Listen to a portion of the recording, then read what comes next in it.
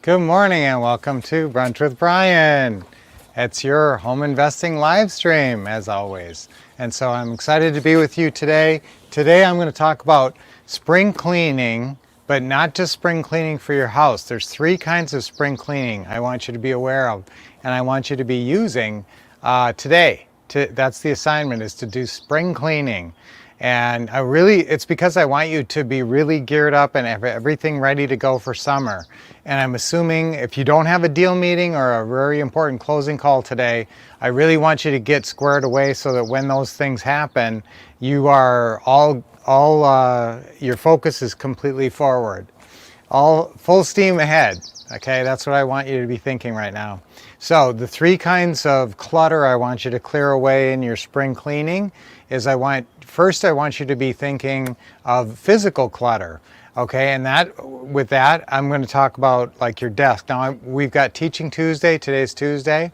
So Teaching Tuesday is always fun, and today we're going to talk about this more in depth. I'm going to give you a little brief preview and have you already start your assignments now so that when I talk about it later today, you'll be making progress already.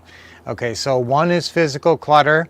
I want you to write down the top 5 or 10 areas of the house that really need some attention, but it starts with your desk.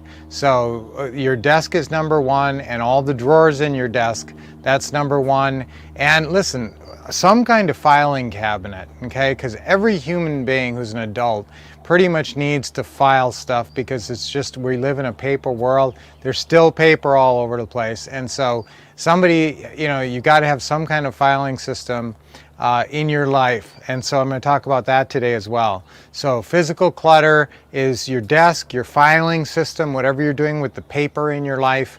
And also I want you to write 5 or 10 areas of the house, including the garage, that could do with decluttering. Okay, number 2 is I want you to look at your mental clutter. Okay, so mental clutter is, what do you say or do to yourself? When are you negative? And here's what I want you to do today. I want you to track your own thinking. Okay, and I want you to identify every time you start to go down a negative tangent. So every time you start thinking kind of negative or low self-esteem, lack of confidence, I want you to identify, if you're thinking negatively, what the topic that you're thinking about is, or the person. Sometimes there's a person in your life that really makes you feel more negative. And so I want you to identify that, and we're going to talk about it more today on Teaching Tuesday, how I want you to proceed with that. But first I want you to start by identifying when you find yourself thinking negatively, or low self-esteem, when you're self-deprecating, when you're thinking poorly of yourself, low self-esteem, low self-respect. Anytime that stuff creeps in, even those of us who feel very confident generally have moments of doubt and low self-esteem, feelings like that, because we're all kids, and everybody, as a kid, you're not the most confident person all the time, and sometimes, a lot of times, things will happen in your life that will trigger those feelings. So watch your mental game today, watch your mental world, and notate every time what the source is that makes you feel negative. Okay, I'm going to almost say mental emotional clutter. I try to restrict it to mental, but it's really mental and emotional clutter. Okay, and then the third thing is time clutter. This is one we all have a challenge with. Where is the wasted, garbage of your day? Where do you, maybe after you cut back from lunch, maybe at 1 o'clock till 2 o'clock, you never get anything good done, or you're always doing this, or look at what you're doing. What are you doing? What activity would you consider to be time clutter? If you're playing, Candy Crush on your phone, that's probably time clutter. Now look, I'm not an ogre, and I don't think you have to be productive all the time. But you should actually maybe even schedule time to have, just fun. And if you love Candy Crush, I don't care. Just make sure other things don't suffer. So, if this clutter is getting in the way of your normal schedule, that's what I want you to identify. So those 3 things we're going to look at more in depth today, but I want you to start thinking about these in terms of your business, because all these things impede your business. If you have physical clutter, especially especially in your desk and your files. And I talked about an organizing system yesterday. I'll go over that a little bit more today. That will keep you from being effective and powerful and making your calls. If you sit down at your desk and it's just an unholy mess, it's very hard to get focused and say, I'm going to be master caller me. I'm going to make 10 great phone calls right now.